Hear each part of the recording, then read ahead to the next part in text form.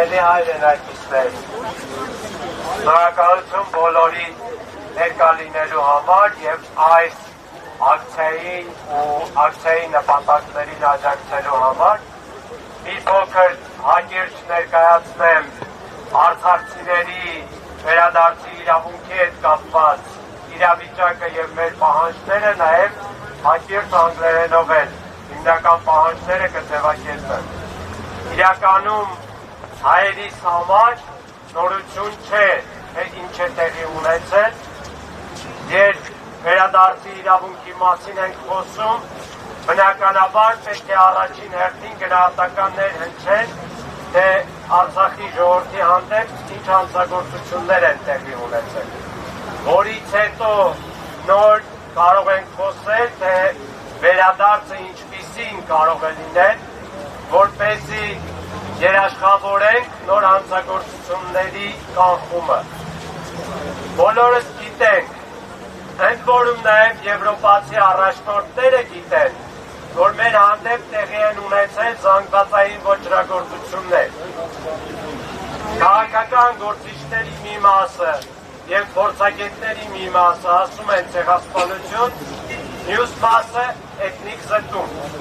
Պարզապես ցեղասպանության իրավական գնահատականից խուսափելու համար, ոչ ավելին, բայց նույնիսկ եթե քննարկում ենք, թե արդյոք ցեղասպանություն է, թե մարդկության դեմ հանցագործություն, էությունը չի փոխվում, ոչ պատասխանատվության տեսանկյունից, ոչ էլ իրավունքների վերականգնման լուծումների տեսանկյունից։ Եվ այս առումով ես կուզեմ հիշեցնել, որ մեր վերադարձի իրավունքը ոչ միայն ապրիորի է, բխելով միջազգային իրավունքի տարբեր փաստաթղթերից, այլ նաև կոնկրետ է եւ անմիջական, բխելով ՄԱԿ-ի արդարադատության միջազգային դատարանի հրամանից 23 թվականի նոյեմբերի 17,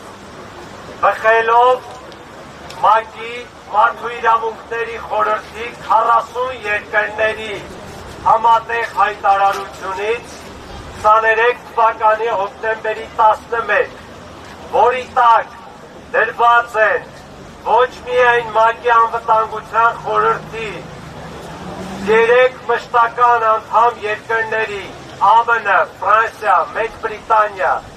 այլ նաև եվրոպական քաղաքական համայնքի անդամ և հենց այստեղ Երևանում հիմա գտնվող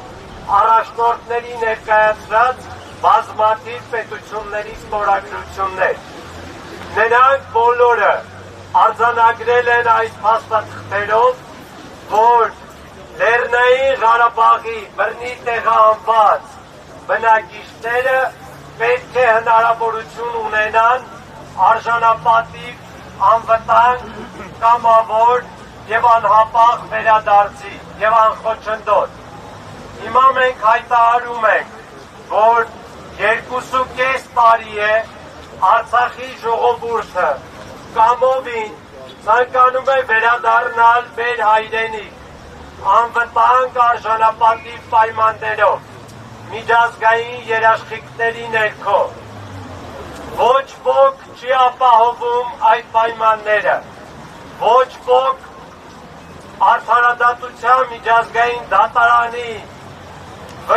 հրամանը չի կատարում և որևէ երկխոսության միջազգային մեխանիզմ չի ներդնում։ Ավելին, բոլորը անտեսում են մեր դիմումները և ավելին, ընդհուպ մինչև Հայաստանի Հանրապետության վարչապետի պաշտոնը զբաղեցնող անձը Նիկոլ Փաշինյանը մեզ հորդորում է մոռանալ մեր վերադարձի իրավունքը և հենց այն վարչապետը, որը ստորագրել է դիմումը արդարադատության միջազգային դատարանին ուղղված, որի հիման վրա հրամանն է ընդունվել։ Հետևաբար, մենք այստեղ ենք ասելու, որ անկախ Հայաստանի Հանրապետության որևէ իշխանության դիրքորոշումից Արցախի ժողովուրդը ունի վերադարձի իրավունք եւ վերադարձի ցանկություն, իսկ միջազգային հանրությունը իդեմս նաեւ ժողովրդավարական եւ մարդու իրավունքները իբր հարգող եվրոպական քաղաքական համայնքի ունի պարտավորություն ապահովելու մեր վերադարձի իրավունքը եւ ավելին, եթե դուք ցանկանում եք խաղաղություն տարածաշրջանում, ապա մեր վերադարձի իրավունքը եւ մեր մնացած բոլոր իրավունքները, գերիների, պատանների վերադարձ, մշակութային ժառանգության, մասնավոր ու հանրային սեփականության պաշտպանություն,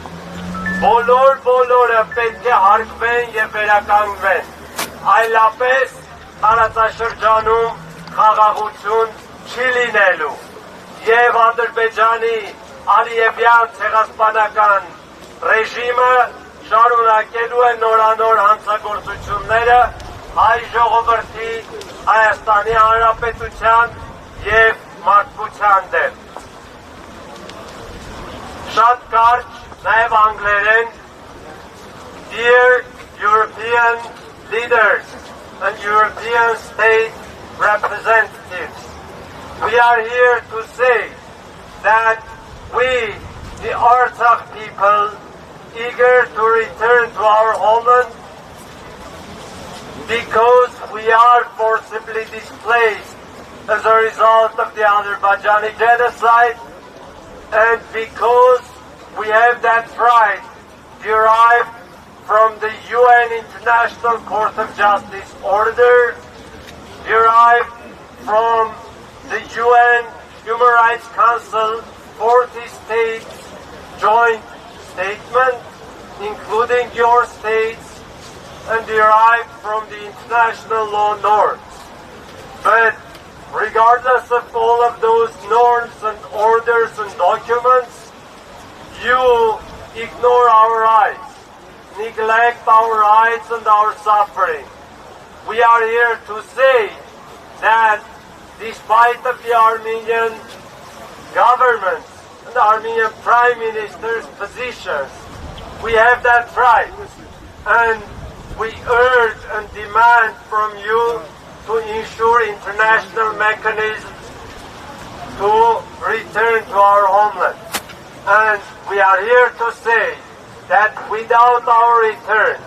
without restoration of our rights, without release of our hostages, without protection of our cultural heritage and private property, it's impossible to have justice and sustainable peace in the region. So you must ensure just and sustainable and inclusive and comprehensive peaceful settlement of our conflict. Thank you.